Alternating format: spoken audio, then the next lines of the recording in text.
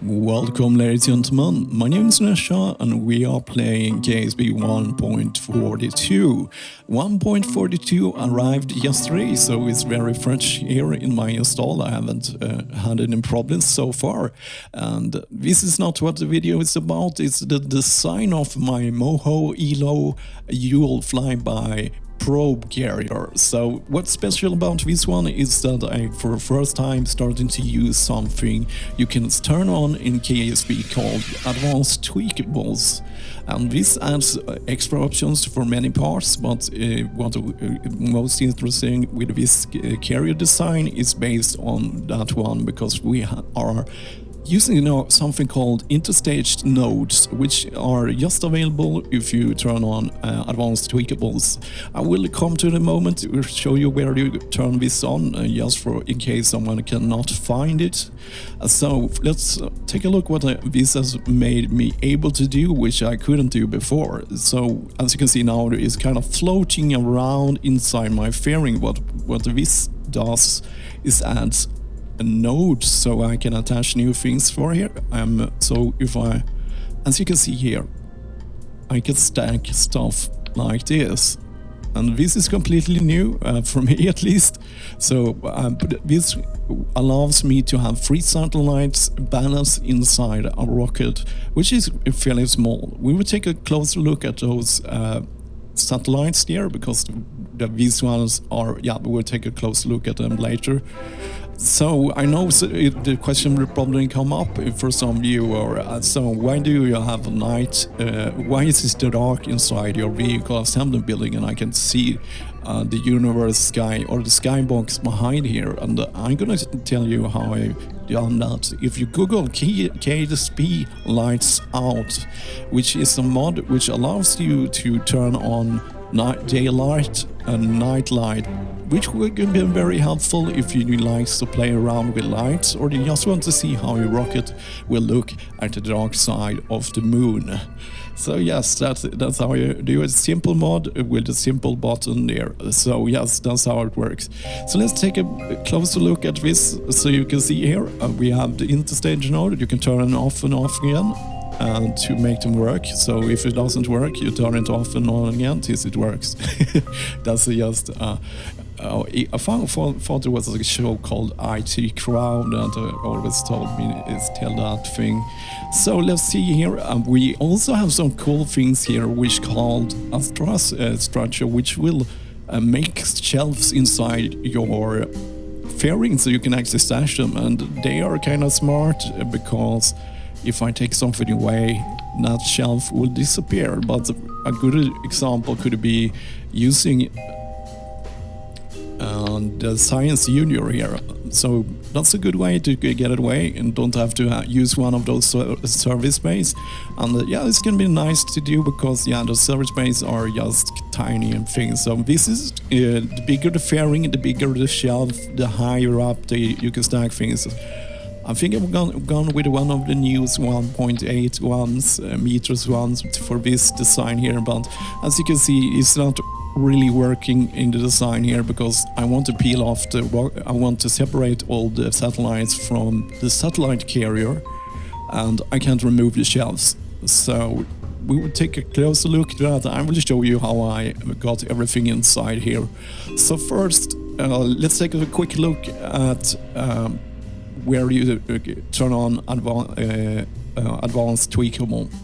Well, ladies and gentlemen, I'm here at the Space Center, so let's go into the menu by pressing escape, and we will left click on the settings, and then you scroll on down all the way so as far as you can, and you will see there in the middle of the screen we have advanced tweakables. So that's how you turn it on, and that will give you a lot of new tools, like you can control the flow of fuel, for example, between tanks and stuff. Okay, cool. So let's go check out the first satellite built here, the Moho satellite. Well, ladies and gentlemen, here we have my Moho Exploring Probe. This one will just do a flyby, and of course we are using solar panels here, because Yeah, this is mostly affected. The thing is, I had to do in the design. I have to take account about you could get away with a lot less solar panels if you would have a small fuel engine just to bounce you out to Moho, because the sun is 6.68 times stronger at Moho, so that means that our solar panels will get a lot more power here. So we have 6 of them here, and we can see just to show you the thing so it works as it should. You can see there if the solar panels are at optimal thing, it's facing the sun perfectly, which is never happens. Which one will have a solar panel's strength of 1.6, and the Dawn engine, the ion engine I'm using here, which makes this very light. We can see here 690.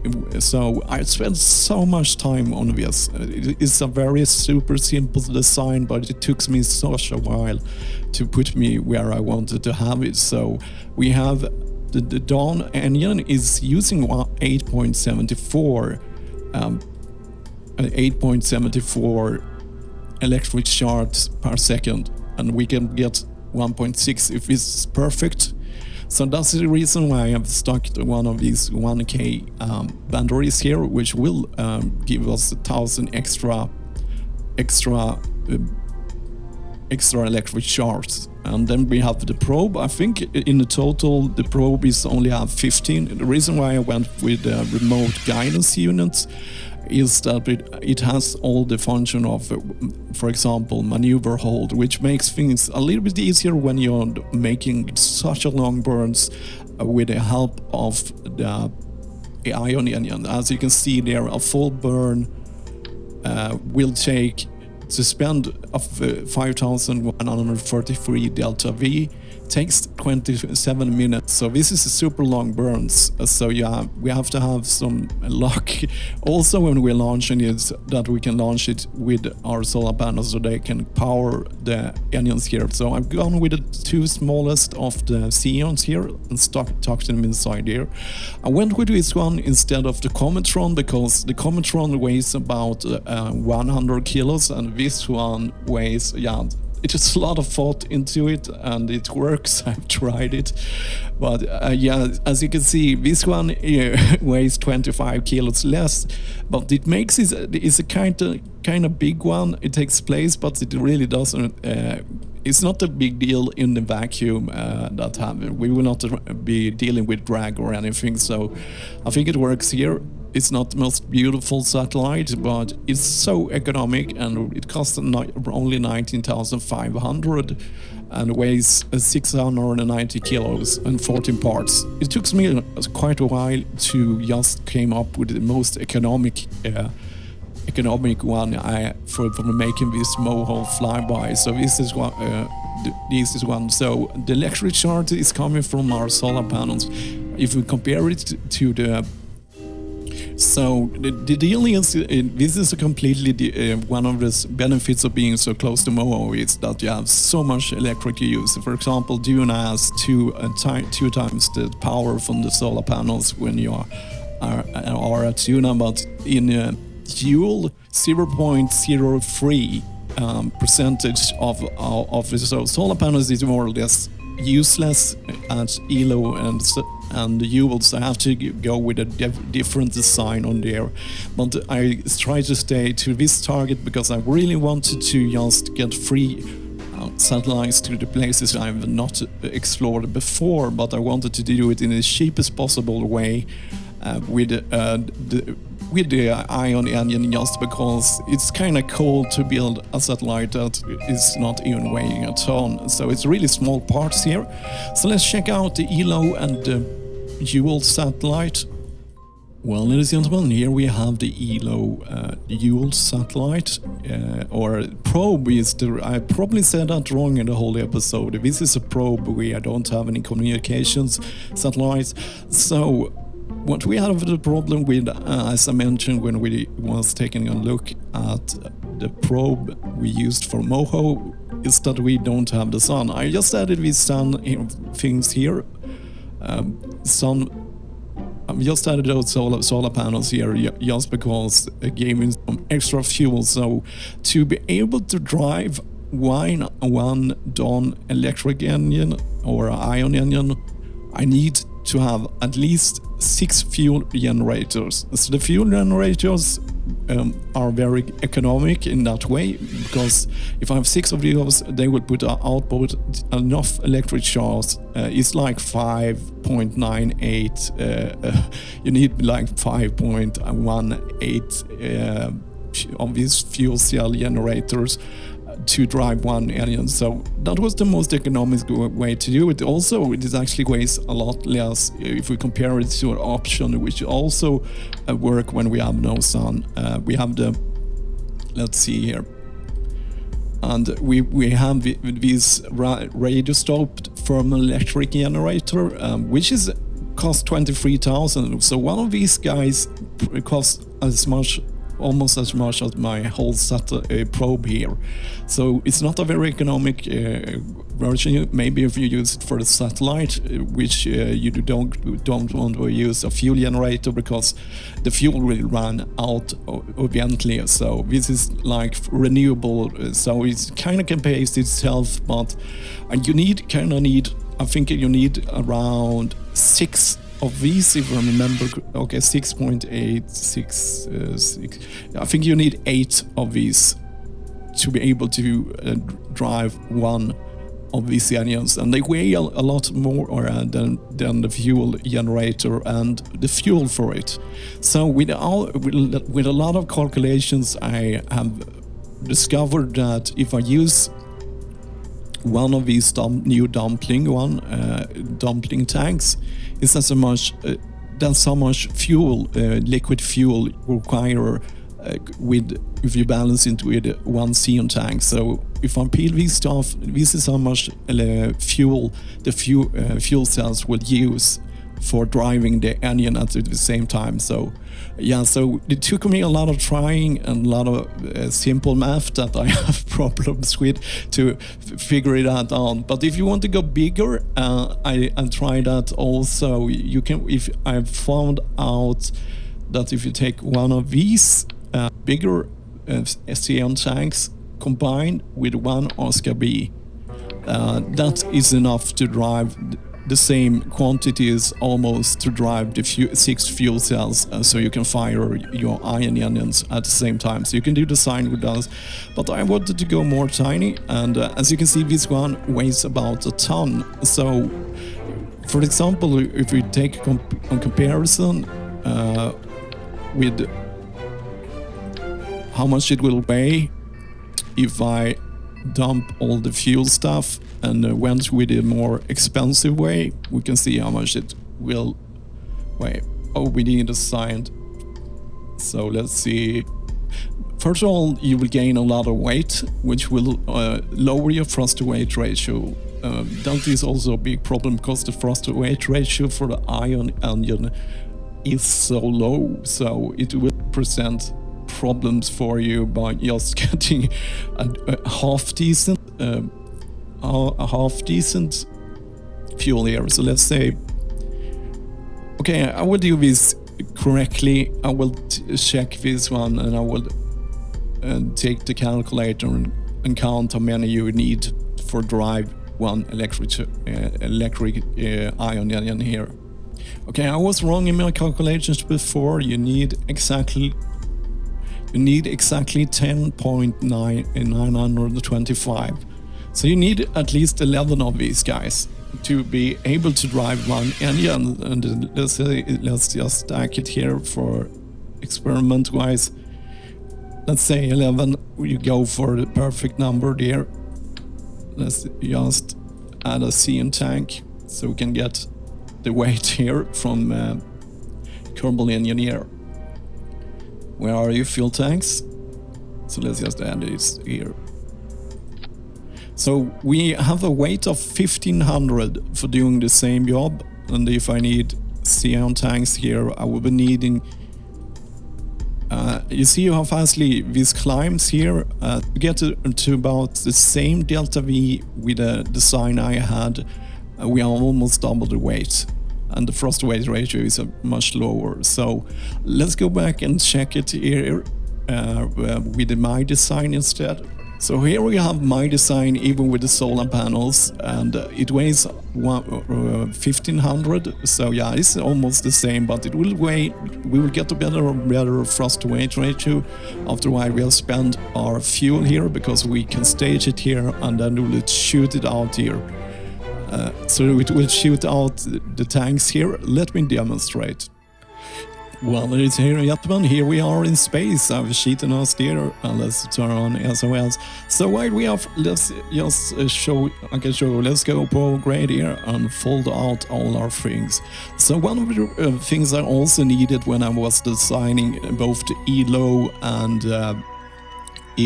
and oh, I can't remember, Jool satellite was also that I needed a very powerful antenna. This is the most powerful antenna in the game, the Cometron. So this one will be able to, as long as we have not obstructed our things, but there is mostly space there, so it shouldn't be a big problem. But as long as we have an unobstructed signal to one of our relay satellites or Kerbal, and this one we'll be able to actually, we will be able to control this probe all the way from Kerbal to Eeloo. So yeah. So what are you going here? If you stage here and we're going burn here, and we will go through all the fuel here, and then we can just throw away one more weight, which will improve our thrust to weight ratio, which you can see here, 0.2. And it will also lower our weight to 1400, and then we will throw away another one, and now we gain about some more delta V. We get, yeah, this way I could make, that was the smallest way I could keep the weight down on the satellite at the time, but then we are out of, then we'll be out of satellites here. Okay, let's go back to the vehicle assembly. So another problem that presents itself with the fuel cells is that you want to be able to toggle them on and off, because if we are not using them, they will still require a small amount of fuel. And if you take a trip to Eeloo, which can take almost 4 years, that means all your fuel is out, and your fuel is your only source of electricity. So you really don't want that to happen. So what I of course did was at the action group custom 2, I set toggle fuel cells. That means whenever time I press my key 2, I can turn them off and on again very easily. If you're wondering why these indicators are, it's a indicator lights, KSP, Google that and you can get that. It's very helpful because I can, with a glance when outside in space, when I turn them on, they will be green. That way I can quickly check if my fuel cells are running or not. So that's a very helpful thing to do. And another problem that also presented itself, because I wasn't really sure if how it worked with the fuel cells, was that I once again have to be needing the we will need an advanced tweakable, which is not just available here. So it works in this kind of way. That the higher the number it is, that is the first tank that will start taking fuel from, and this is important because we want to take all the fuel from that one for our fuel generators, because with that will be almost empty when we stage it, and then we have emptied out the CM tanks too, so we can stage it and start working on another tank. And I wasn't sure if it's gonna work after all. I'm not sure how the fuel cells take fuel, but it works. I have tested out, so I had to do that. So the thing is, yes, the higher the number, as you can see here, this is the first one I stage. It has a number of 30. And to change this number, so if I wanted to, for example, I wanted this one to be the first tank to empty, I need to get that number below 0, if that's possible. Yes, it is possible. So that means, oh, sorry, now I was thinking wrong. This is how it works. Now this one will be the last one. So if I want to push it into the queue, if I want to make it number 2 in the queue of first taking, so the higher the number, that's the first one we empty. So if I want to place it between those two, I have to pick a number between those two. So now it means they will empty that one first, and then will empty that first. And if I screwed up because I have no idea how my station is, I can fix that and put this one to the last one now, because yeah, so that's how it works. So yeah, I'm not sure if it was needed. And then I also have to I'm not 100% sure about this, but it doesn't hurt. So I enabled a crossfeed. So yeah, we need that. Yeah, we need a crossfeed, as you can see here in the fuel purity. That's why it's a nice overlay to see things. And now you can see that it's not part of that one, so they will not work as a team.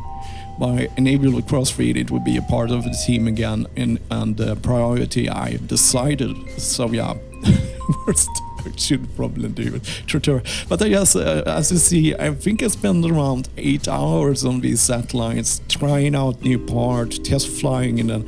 And I was so worried. One of my biggest worries about these fuel cells is to get them to empty at the same speed we are emptying Xeon tanks, because we want to stage them and throw them away at the same time. Maybe if you don't go, you could go with a more simple solution, is like just use no stage it at all. But once again, I wanted to build a small satellite, so that's why I made it in this way. This was how I can use the space in the most effective way, or at least what I came up with. Then you don't have that problem, because yeah, if you match them up like that, you still have a 1600 and you have fuel cells, and that means you can send it out to outer space where the sun doesn't shine as bright. So let's fix that up again. And this is probably nothing new for you guys, but what you need to kind of do to get it inside your carrier later, you want to have a launcher, because yeah, our ion engine can't leave the atmosphere without some help. So what you do, I reroute it here, and it's usually important. I reroute it here, and then you can go to something called assembly. If you press it here, and you will now have access to some assembly. What usually I do with some assemblies like this one, I mark it all there and press Ctrl+C, copy that name, and then you drop it over here. What this means that it will attach here. We reroute it here. Before was the root part was here, the part. So you can see here. Usually when you click your probe or pod, you will select everything, but now it's selected here. So now this is the root parts. As a free, this go up as like a free. Everything in KSB you build as free. So when you build something radial, you're more or less making branches. So yeah, but that's another subject. So what you do, you save it here, and if you do it like me, you can. That was something else from another game. But yeah, you can copy your name there, and you will have it here, and then you can assemble this. So let's go to my satellite carrier now. Well, ladies and gentlemen, here we are at my carrier again. We can see here that it is important to have the interstage nodes on, otherwise this will not even be possible. So let's draw back our satellites here, we'll smack them down here, and I'm gonna show you something that created a problem for me directly here. So let's see, I want to find the Moho, I want that, oh, that was another one. So you can see here the problem we are having here is with this directional. I'm gonna demonstrate here. So what you need to decouple them so you can separate them from the carrier without problems is to use the. Well, ladies and gentlemen, what you need is to use the coupler that separates from 2 points. I'm gonna show why this can create a problem otherwise. So let's first. I'm gonna show you what happened and what I found out in the hard way here. Okay, let's see here. So we have this decoupler, so let's launch this vehicle, and we will meet each other in the space, and I'm gonna demonstrate the problems. Well, ladies and gentlemen, here we are in space, and I'm gonna demonstrate a problem I found out by stacking them here. It's kind of weird, they are just floating here, and if you use the Truss structures, it will not even be possible to separate them. So the first decoupler I have is a multi-direction one, so it will decouple from both ends. So if I decouple it here, you can see it releases here, so it's not a problem. So that's really cool. But if you use one of these one direction couples, you will see a problem here. So I launched my second satellite, and now I don't have the multi-direction one, so it is still stuck there. So that means that you are more or less, and yes, you directly see the problem here. So you need to use the both direction decouplers, otherwise you can maybe steer it out of here if you're a little bit careful, but it will take some time. So yeah, that I just wanted to demonstrate that problem because I had that problem. It was driving nuts before I thought how to fix it, and it was a simple fix. If you use one of those double direction ones, it will just float away, but this one will block your way, so you kind of have to let's select that one, and then you have to kind of navigate out of here with help of your rotation wheel. You can always activate your engine a bit. You understand how this can become a real problem if you're, as you can see, this is not very graceful. So now I have escaped. So yes, let's go back to the vehicle assembly building.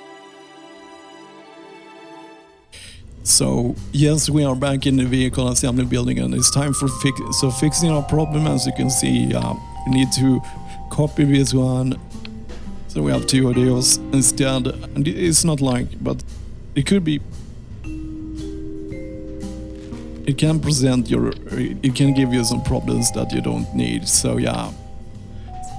The last one, you probably can have a one direction, so yeah, if you want that, so for some reason. So now you have to just stack everything inside again.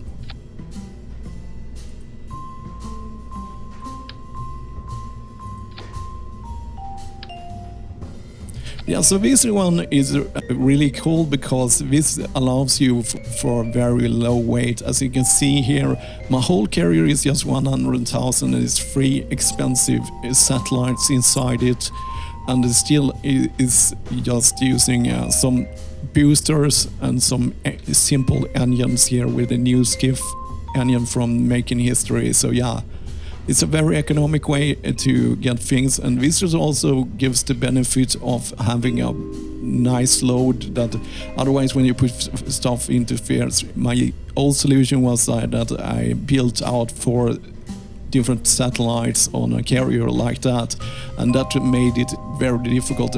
This rocket will fly like an arrow through the atmosphere, and you will have no weird weight problems or anything. So I'm just gonna demonstrate what if you really go crazy here for other stuff. Let's see.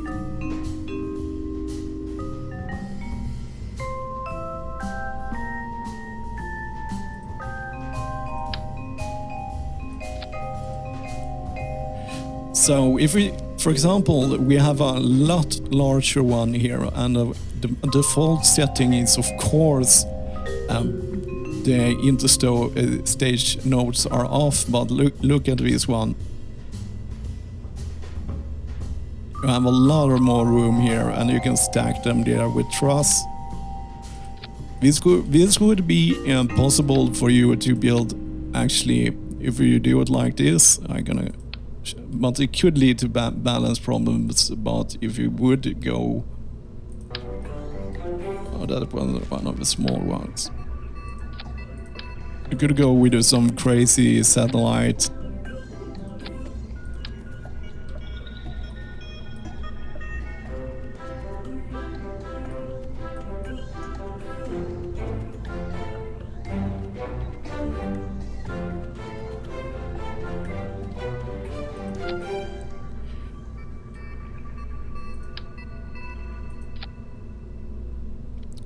could go with something crazy like that. Have a really big rocket with a lot of satellites. You can just stack them like that, and if you want them to be more in, yeah, they could be.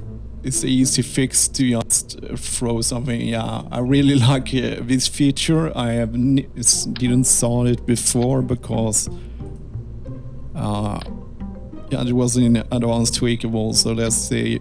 Here I can now shoot the satellite out on the side, or maybe you can make it even more economic. For example, you can.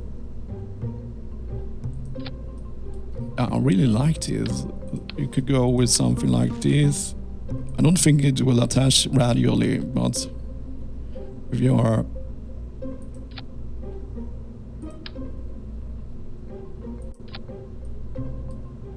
If you are a little bit nifty, you can rotate it like this,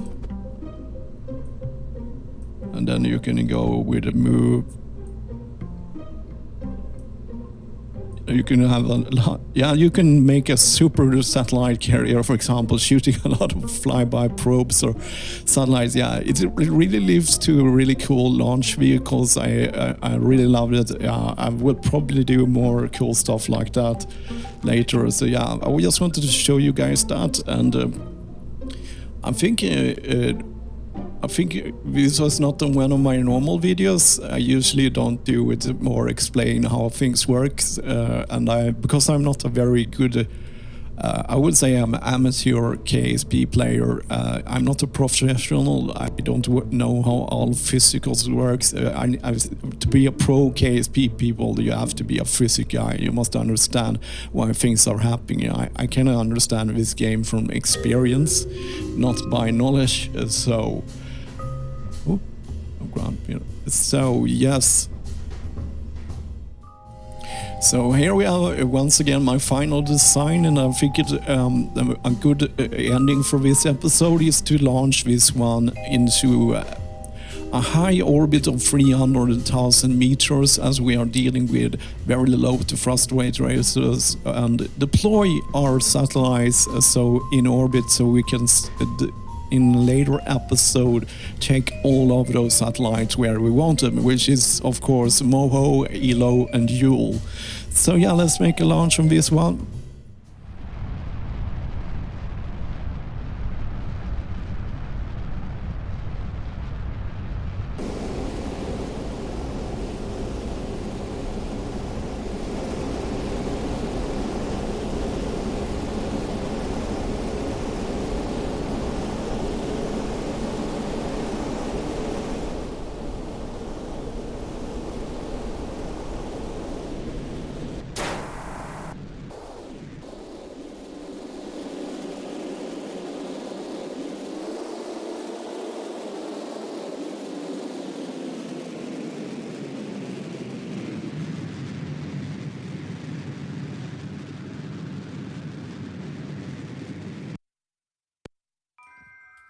So we have circularized our quite high orbit here. So cool. So what we want to do now, let's just say aim the camera here. We want to start staging our satellites here. So let's first decouple this one. Let's get ready. Yes, I'm just ready to swivel here a bit. Swivel a tiny bit, because we don't want them bump into each other. We want them in a different orbit.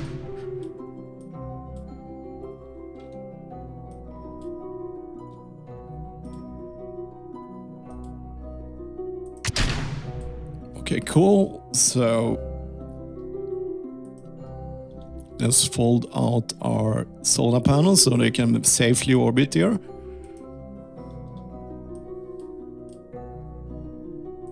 So we have launched 3 satellites in a good place. This is really nice, because now we are more or less saved so much. That was 3 launches in one, and I again enjoyed it because it was just 170 parts, and that was included by the satellites here. So yes, this has been a very economic launch, and they have the Delta V to take or go all the way where we need. So what we can see here is that all my satellite, if I've changed it to this one, we can see that this one is called Moho, this one is called Jool Flyby Probe, and this one is called Eeloo, and this one is called Flyby. So, and that was the thing I forgot to do in the vehicle assembly building. I will fastly show you how I made that possible. So I could separate. This is a new function that came with the 1.4 update. The thing called naming priority. So let's go check that out. Well, ladies and gentlemen, let me show the naming priority function. This is cool. It help, especially when you have so many crafts. This is kind of like 4 crafts in one craft, so it's a good way there. So if I press, I need to be pressing a control part like a pod or a probe part. So you can see here, configure vessel naming. So here we could can give it a special name, and the priority works like fuel priority. So the higher it is the first name it will show, for example. So if you have everyone at the same priority, it will just pick one name, but by the higher priority will the name, and here you can name it, give it icon, and as you can see here, just to make things safe, I have made it in this way. So we can see here, this is as the lowest priority, so it means, yeah, that's the one I will last fire away, just to be safe, and I've given it both this name, icon, and priority, and the next one I gave 8.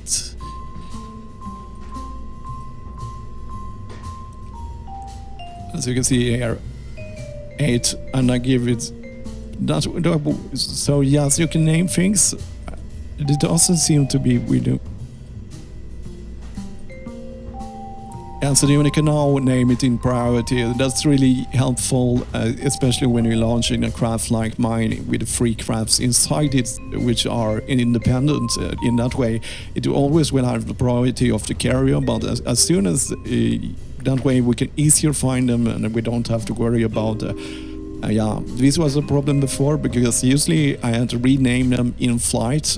I have to go, when I decoupled this one, I had to go click on the probe and rename it and give it the icon. Now I can do this from the vehicle assembly building, which I think is my favorite, one of my favorite functions here, because it makes everything so much easier to be organized. Yeah, so that was everything for this episode, and as always, thank you for watching.